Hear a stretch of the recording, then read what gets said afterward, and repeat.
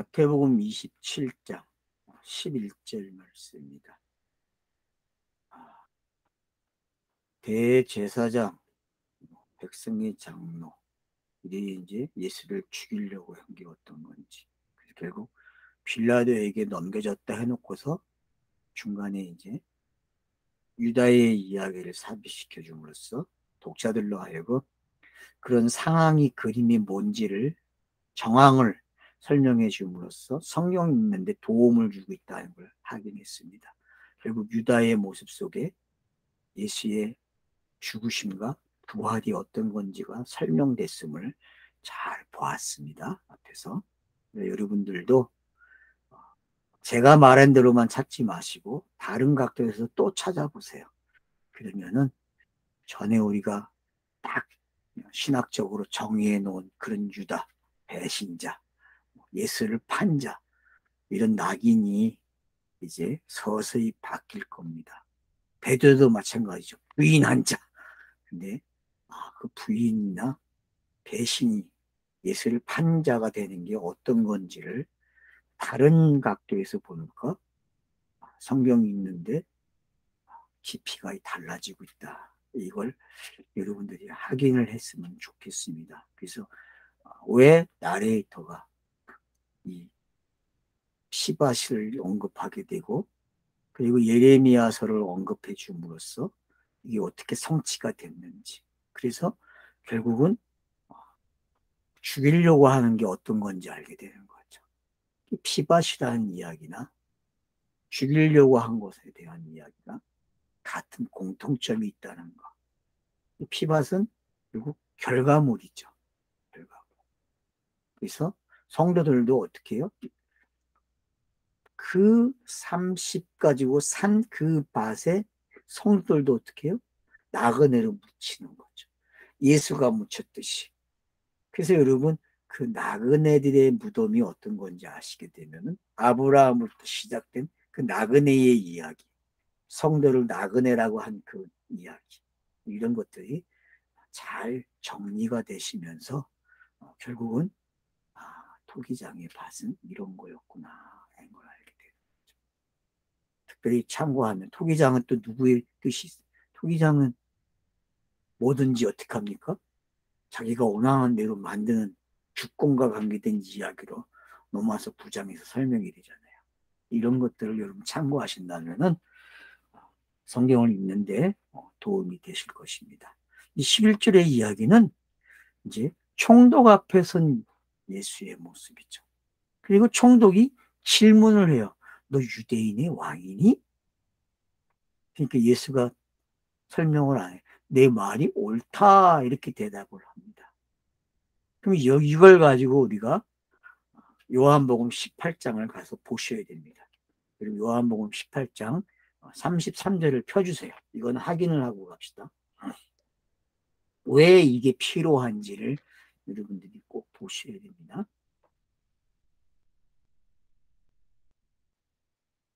자, 이에 빌라도가 다시 간정에 들어가 예수를 불러 이르되 너가 유대인의 왕이냐? 예수께서 대답하시되 이는 너가 스스로 하는 말이냐? 다른 사람들이 나에 대하여 내게 한 말이냐? 빌라도가 대답하되 너가 유대인이냐? 내 나라 사람과 대제사장들이 너를 내게 넘겼으니 내가 무엇을 하였느냐? 예수께서 대답하시되 내 나라는 이 세상에 속한 것이 아니라 만일 내 나라가 이 세상에 속한 것이었더라면 내 종들이 싸워서 나로 유대인들에게 넘겨지지 않게 하였으리라. 이제 내 나라는 여기에 속한 것이 아니라 그래요. 빌라도가 이르되 그러면 너가 왕이 아니냐? 예수께서 대답하시되 내 말과 같이 내가 왕이라 그렇게 이야기합니다. 유대인의 왕에서 진짜 왕으로 바뀌는 이야기를 요한복음이 설명을 하고 있다는 걸 아시게 되면은 그러니까 지금 여기서 나온 이 마태복음 27장 11절에 나온 이 가정이 요한복음 가면은 어떤 건지를 설명해 줌으로써 결국은 유대인의 왕 그러면은 육으로 온 예수의 모습이라는 게 확인이 되는 거죠.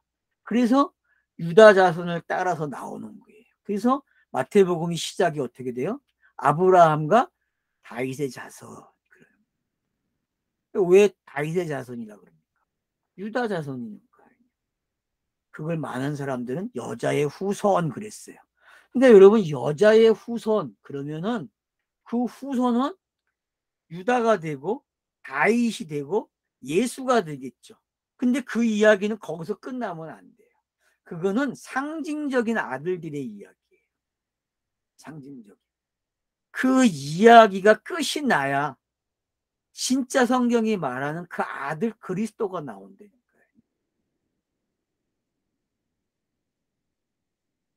저희들이 구원을 받으려면은 그 이야기까지 가야 돼, 성경이. 그걸 구원받았다 그러거든요. 그래서 아, 내 말이 옳도다 하는 이 말이 이제 어떤 건지 알겠죠? 요한복음에서 보니까 야, 내 나라는 여기에 속하지 않아 라고 이야기해요. 맞긴 맞는데 그래 맞아. 근데 아니야. 왜? 내 나라는 여기가 아니기 때문에. 그런 이야기를 지금 뉘앙스를 요한복음이 가져왔다는 걸 여러분 기억하시면서 그러면 이 본문이 설명이 되는 거죠.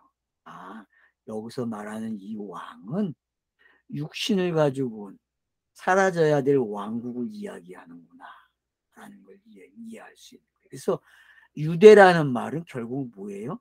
사라질 거죠. 사라질 거.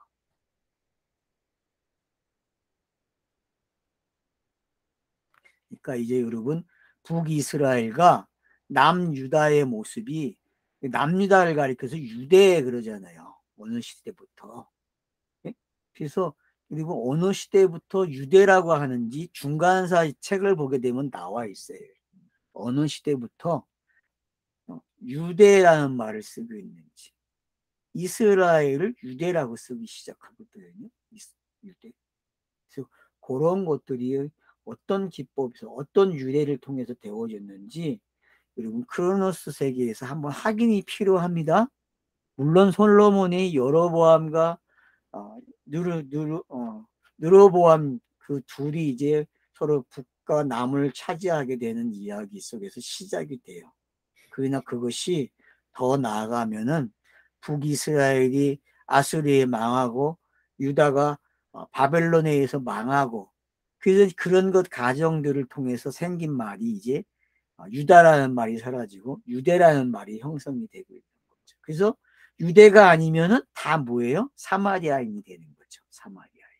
이런 가정들을 여러분들이 좀 이해를 하시면 좋겠습니다. 유대인의 왕 그러면 이제 유대인의 왕 좀 생각해 봐야 될 거리가 있다는 거. 여러분이 경우수를 지금 제가 몇 가지를 이야기했습니다. 좀 잘 이해하시고 결국은 유대인의 왕, 내 말이 옳다라고 이야기함으로써 가룟 유다가 뭘 팔았는지 알겠죠? 이 유대인의 왕을 팔아버린 거예요. 유대인의 왕. 알겠죠? 베드로가 부인한 것도 유대인의 왕을 부인한 거예요. 유대인의 왕. 그럼 요한복음 18장 33절 이하의 말씀에서 내 나라는 여기에 속하지 않았다고 함으로써 다른 나라를 이야기하죠. 그리스도가 된 나라. 그걸 성경은 이야기하고 있다는 것을 여기서도 참고해야 한다는 거 잊지 마세요. 그러면 지금 우리가 27장과 26장에서 본 예수가 그리스도가 되어야 된다는 게 어떤 이야기인지를 요한복음은 명확하게 했다는 걸 확인할 수 있는 거죠. 자, 12절 대제사장들과 장로들에게 고발을 당하되 자, 고발을 당했어요. 고발당하는 게 맞죠. 율법을 가지면 어떻게 해야 돼요? 고발해야 돼요. 고발하고 진짜 고발당할 자를 만나야 되죠. 진짜 만났다니까요. 이 고발이 이 시간이 지나면 더 이상 고발이 없다니까요. 율법의 역할이 사라지는 거예요. 몽학 선생의 역할이 끝나는 거예요, 여러분. 마지막 고발이죠. 끝에 왔다니까 고발의 이야기가 끝이 나는 거예요. 그래서 로마서 5장에 가면은 죄로부터는 뭐가 왔다 그래요? 사망이 들어오고 의로부터는 생명이 들어왔다 그래요. 그래서 첫째 아담과 둘째 아담을 가지고 설명을 해요.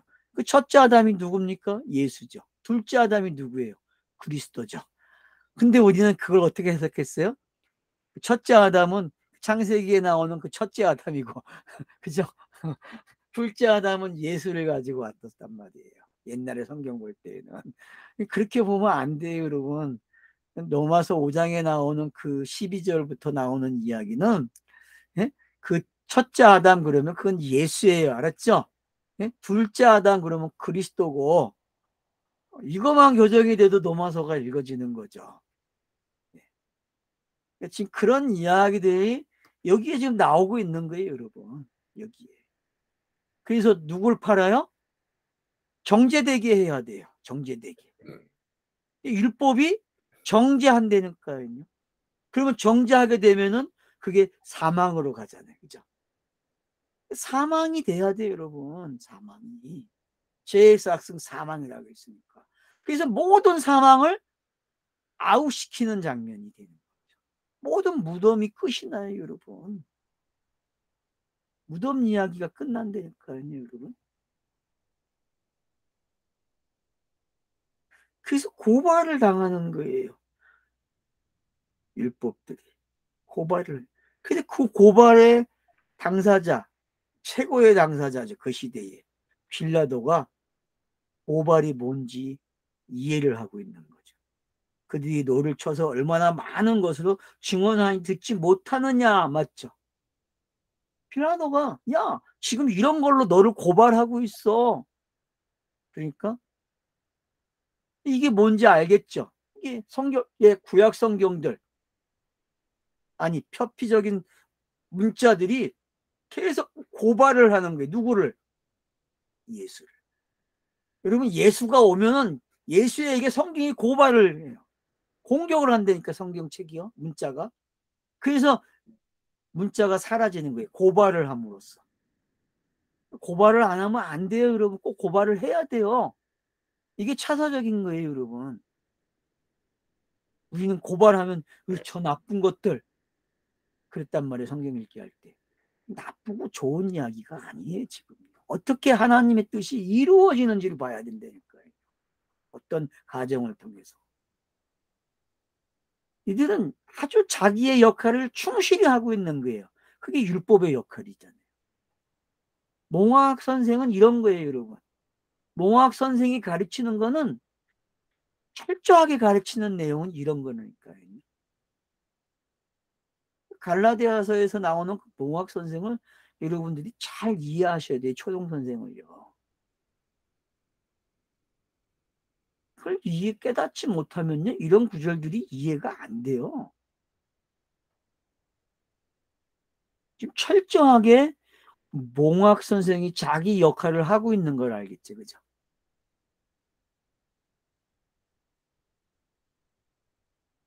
그러니까 한마디도 대답지 아니하니 총독이 크게 놀랐. 왜요? 대답할 이유가 없잖아요. 네가 말한 대로 이거 다 맞아. 부인도 안 하고 긍정도 안 부정도 아닌 이상한 뉘앙스잖아요. 맞죠? 예수가 맞아라고 하면 안 돼요. 근데 뉘앙스는 뭐예요? 저 나레이터가 가져가는 그 뉘앙스는 맞네. 근데 여태껏 우리는 어떻게 읽었어요? 그래 독박 쓴 거지. 저것들이 독박 씌웠어. 그렇게 이야기한다고. 그런 게 아니라니까요. 그러고 독박이 아니라 인자 예수는 이걸 받아들이는 이야기가 되는 거예요. 그리스도는 부인이 되는 거예요. 그게 가룟 유다가 앞에서 한 행동이잖아요. 유다가 죽을 때까지는 가지고 있다가 잡혀가는 걸 보고 어떻게 해요? 뉘우치고 그걸 던져놓는다니까 성전에다가. 왜?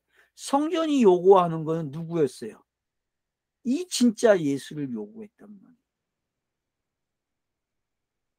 그런 이야기, 피반 이야기 이런 것들이 지금 전부 다 이런 것들을 다시 보게 하는 거죠. 이 본문에서.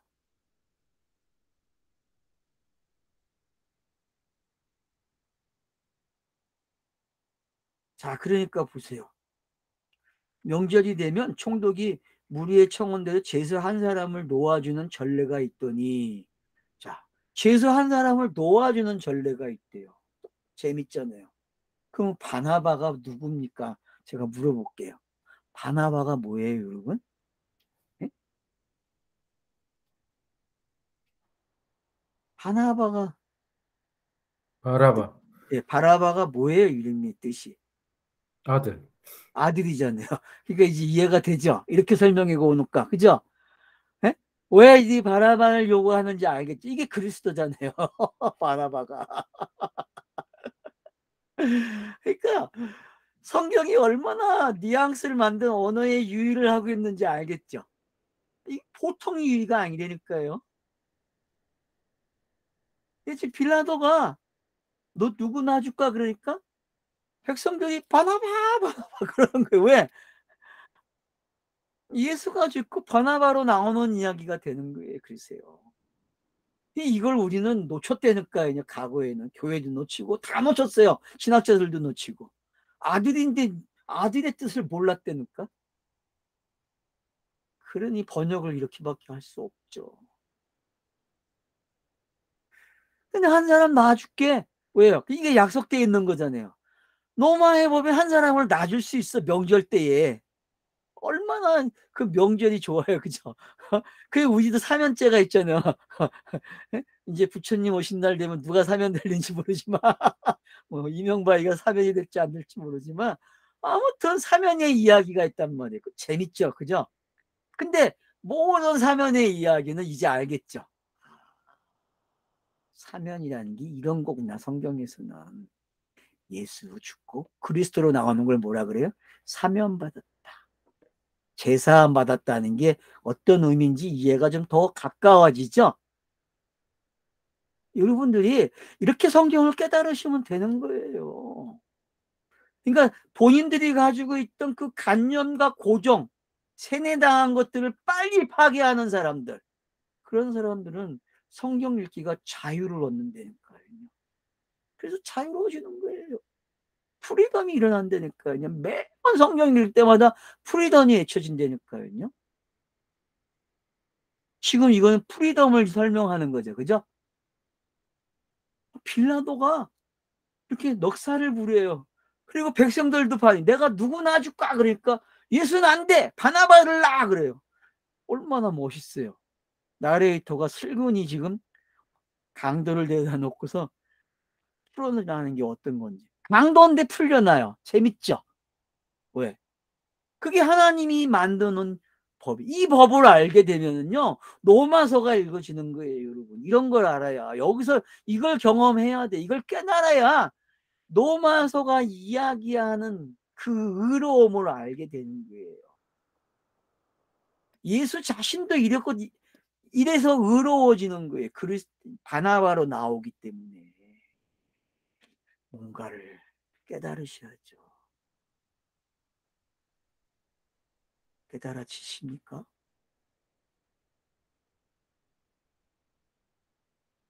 15절 명절이 되면 총독이 무리의 청원대로 제수 한 사람을 놓아주는 전례가 있다 그래요. 누가 얘기한 거예요? 지금 나레이터가 우리에게 이해를 놓아준다니까.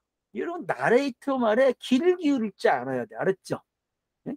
나레이터는 지금 우리에게 꼭 본문에 전개되는 걸 설명해 줌으로써 너희들이 마태복음에서 이걸 깨달아야 돼. 힌트를 주는 사람이 나레이터란 말이에요. 그러니까 역사적 사건이지만 나레이터가 말을 하게 되면 뭐가 되는 거예요? 어떤 의미를 전달하고 있다니까요. 어떤 의미를. 근데 우리는 고집을 부려요. 역사적 사건이라고 하는. 이건 거기서 탈출하셔야 돼요. 그리고 마태가 정말 전달하고자 하는 메시지를 찾아내야 돼요.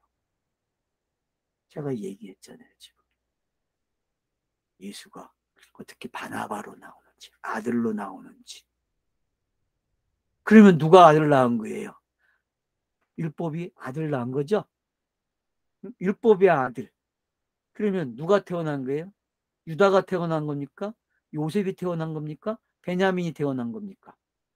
베냐민이 태어난 거죠. 베냐민이 태어난 거예요, 이게.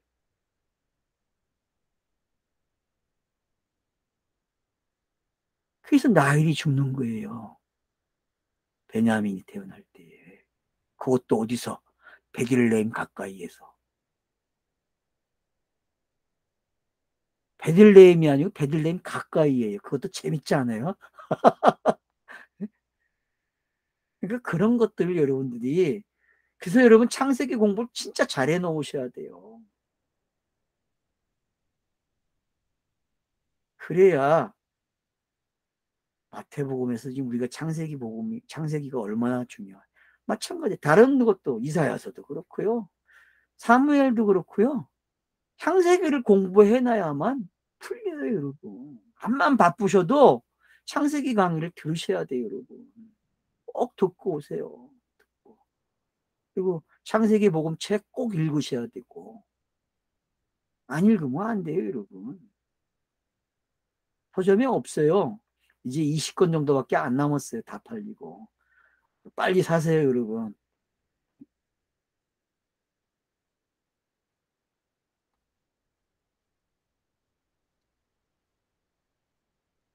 자, 그래서 어때요? 그때 바나바라 하는 유명한 죄수가 있다 그래요. 유명해야 안 해요? 구약에서 제일 유명한 사람 그리스도잖아요. 맞죠? 구약이 원하는 그리스도가 가장 유명한 거예요. 그걸 바나바라고 슬그머니 감춰놨다니까. 여러분 그렇게 이해가 되십니까? 이제 그리스도가 와야 한다, 그리스도가 와야 한다고 했는데, 예수를 보내놨으니 한장할 노릇이죠. 근데 알아. 바나바를 내놓음으로써 슬그머니, 그래 뭐 니네들이 그리스도를 요청하는 거야 라고. 그러니 이런 역사적 인물들, 역사에 참여한 것들은 다 정죄자들이 됐지만은 성경은 그 정죄자들을 통하여서 아들 나오는 이야기를 슬그머니 바꿔놔 버렸단 말이에요. 와, 이런 글쓰기가 있네. 놀랍지 않아요? 너무 흥분돼. 아니 이런 걸 보다니. 여태껏 보지 못했어요, 저도. 근데 오늘 음, 확실하게 보이네, 아주 명확하게 그래. 보이네. 이게 자유잖아요. 문자에서 해방되는 거잖아요. 이게. 와. 그 뒤에 설명하잖아요. 그들이 모였을 때 빌라도가 물어 이르되 너희는 내가 누구를 너희에게 놓아주기를 원하느냐? 바나바냐? 여기 보세요. 그리스도라 하는 예수냐? 재밌죠?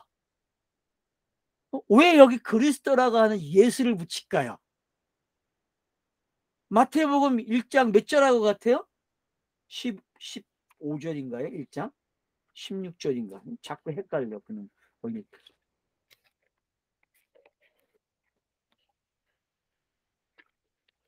확인하고 가야 돼.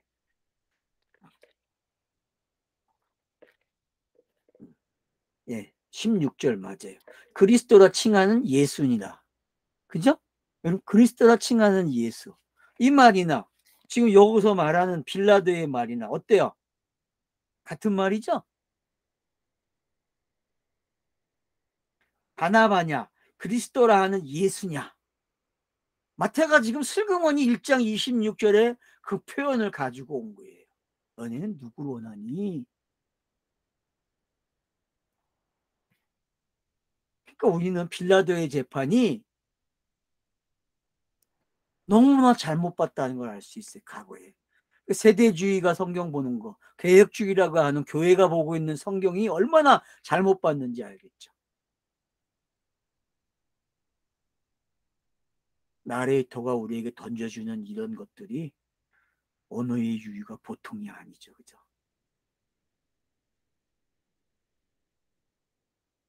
히브리어의 언어의 유희는 발음이 비슷하게 나타나는 언어의 유희였어요.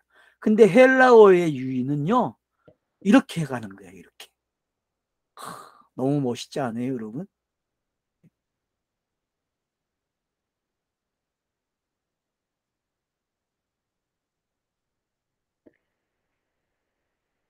답이 나왔다니까요. 이거 그냥 찍으면 어떻게 나올까요? 헬라어로 그냥 찍으면은 번역 아니고 그냥 헬라어 찍으면 더 재밌을 것 같아요. 그죠? 여러분 집에서 요거 그냥 헬라어 한번 찍어보세요. 그러면은 그냥 언어로 찍어보래요. 언어로. 번역된 거 가지고 찍었지 마시고 그냥 그 헬라어 성경대로 찍어보시라니까요. 그러면은 기가 막히게 나옵니다. 여러분. 그래서 바나바나 그리스도나 예수나 다 똑같은 인물이에요. 같다. 성립이 되죠? 그리스도, 예수, 바나바. 둘 다 아들이 돼야 되거든요. 그리스도로 나오는 게 아들이잖아요. 그래야 부모 공경이 되잖아요. 영이 임해야 부모 공경이 시작되는 거 아니에요. 그게 복음의 시대잖아요. 성령의 시대고. 아들이라는 게. 그래서 창세기에서 우리는 벤의 이야기를 계속 조사해 온 거예요. 창세기 족보는 전부 벤의 이야기잖아요. 5장. 유명한 장이잖아요. 그런 거 하면은 다섯 번째 톨레토트 셈의 그 자손 이야기도 아들 이야기잖아요. 그래서 5장과 11장의 이야기가 어떻게 끝나요? 5장은 낳고 얼마 살고 죽었더라. 셈의 이야기는 어떻게 끝나요? 다섯 번째 톨레토트는 몇 살에 누구를 낳고 살았더라. 죽었다는 말이 없잖아요. 그러니까 이 두 족보만 알아도 지금 이 벤의 이야기가 거기에 다 설명이 됐단 말이에요. 이해가 되시죠? 목사님 이제 좀 더 이해가 깊어지죠, 그죠? 벤의 이야기가 어떤 건지. 이런 것들이 우리가 볼 수 있는 저와 여러분이 이제 많이 훈련됐다는 거죠. 눈이 넓어지고 있죠. 그래서 에베소서 3장의 기도가 점점 더 이루어지고 있는 거예요.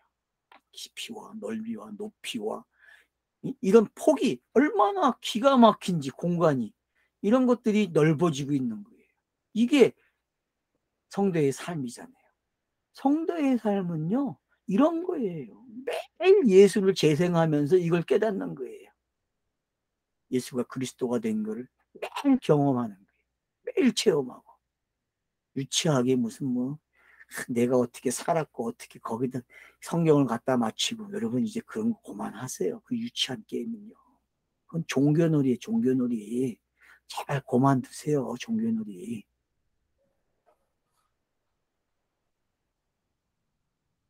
제가 하는 성경 공부는요. 종교를 박살내는 거예요. 여러분. 종교를 박살내세요. 하람을 당해야 돼요. 종교가요. 하람을 안 당하면요. 안 돼요. 하람이라는 거는 멸종시키는 거예요. 완전히 싹을 죽이는 거예요. 전멸. 전멸을 하람 그러는 거예요. 전멸. 신명기에서 나와요. 여러분. 그러니까 신명기 강의도 들으셔야 돼요. 그래서 이는 그가 그들이 시기로 예수를 넘겨준 줄 아미더라. 그러니까 바나바라와 그리스도라는 뉘앙스가 이제 어떤 건지 알겠죠. 그래서 이 시기, 이런 번역들은 넘어가면 큰일 나요. 번역에 속지 마세요, 여러분. 다시 찍어보세요. 다시 찍어보면은 뉘앙스가, 이런 단어들이 뭘 이야기하고자 하는지를 여러분이 넘어갈 수 있다니까요. 자, 총독이 재판석에 앉았을 때, 이 재판석이라는 단어가 플랫폼이죠.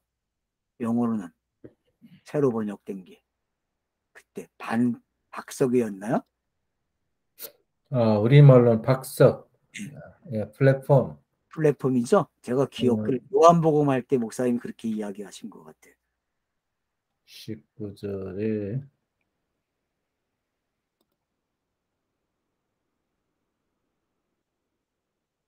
너무 기가 막힌 단어죠. 플랫폼이라는 단어가 여기서 나왔다니까. 여기는 재판 자리는 그 박석이에요? 아니 딴 베마토스라고 이렇게 있네. 데마토스. 그건 무슨 뜻이에요? 그냥 그 한 걸음 한 또는 걸음, 강단, 강단, 재판소, 음, 재판석, 의자, 왕자, 음, 그렇죠. 대마. 여기서 어떻게 해요? 이게 넘겨주는 거잖아요. 여러 길로, 그죠? 이게 플랫폼이 맞아요. 이것도.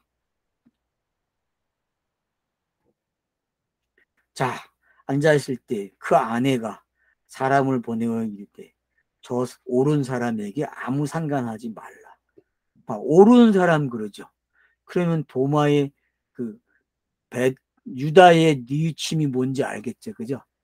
유다의 그 다음 행동, 예? 자살하는 행동까지 가는 그런 행동들이 지금 이 여자의 말과 같은 거예요. 비중을 거기다 놓고 보시란 말이에요. 그러면은 본문이 잘 읽어지실 겁니다. 아무 상관하지 마옵소서. 오늘 꿈에 내가 그 사람으로 인하여 애를 많이 태웠나이다 하더라. 여자가 등장해서 이 이야기가 그래서 성경 독자로 하여금 지금 예수의 어떤 다중을 보게 하는 거예요. 인자와 그가 가지고 있는 그 신성을 양쪽을 다 봐야 된다는 거죠. 그래야 성경 읽기가 재밌어지는 거예요. 우린 이걸 놓쳤단 말이에요. 신성을 보는 걸 놓쳤단 말이에요. 인성만 봤어요. 인자 예수만 봤다니까요. 그리고 인자 예수가 부활하는 것만 강조했다니까 문자적으로. 이미 성경이 두 이야기를 섞어 놓으면서 우리로 하여금 자유가 뭔지를 계속 가르쳐 주고 있는 거죠. 이미 진짜 스타로스가 세워지지만 이미 저자는 매 구절마다 스타로스를 세워주고 있고 거기에서 어떻게 그리스도가 나오는지를 다 지금 설명해 주고 있다니까요. 그게 문자가 가지고 있는 특성이란 말이에요. 헬라어의 특성이요.